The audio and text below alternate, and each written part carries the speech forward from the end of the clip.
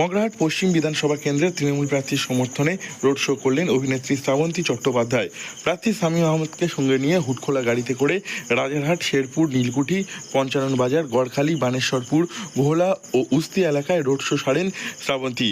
তাকে দেখতে রাস্তার দুধারে উৎসাহী জনতার ভিড় ছিল। তীব্র রৌদ্র ও গরমকে উপেক্ষা করে এই রোড শো চলতে থাকে। কর্মীরা অভিনেত্রী এবং প্রার্থীকে দেখতে ভিড় জমান রাস্তার দুপাশেই।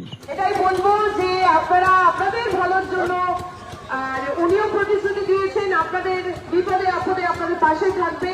তাই 29 তারিখ, আগামী 29 তারিখ 3 নম্বর বোতাম সকাল সকাল 3 নম্বর বোতাম টিপে শামীম আহমেদকে বিপুল ভোটে জয় করুন।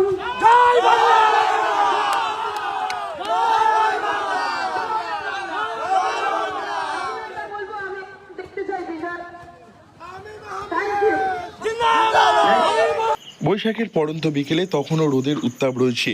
সেই সময় শুরু হয় মগরাহাট পশ্চিমের তৃণমূল কংগ্রেসের প্রার্থী শামীম আহমেদের প্রচার। এই প্রচারে অংশ নেন বাংলা চলচ্চিত্রের জনপ্রিয় অভিনেত্রী শ্রাবন্তী চ্যাটার্জি। অভিনেত্রী আসার পর উপচে পড়ে ভিড়। মাঝে মধ্যেই ট্যাবলো আটকে যেতে থাকে ভিড়ের মধ্যে। বাঁধ ভাঙা উচ্ছ্বাসের মধ্যে এগিয়ে চলে সুসজ্জিত ট্যাবলো। এর মধ্যেই অভিনেত্রীকে দেখা গেল ডাবের জল পান করতে। তবে শামীম আহমেদের প্রচারে ভিড় প্রথম থেকেই ছিল। শুধু স্থলভাগে নয়, জলপথে নৌকায় করে প্রচার করে সম্প্রতি চমকে দিয়েছেন তিনি।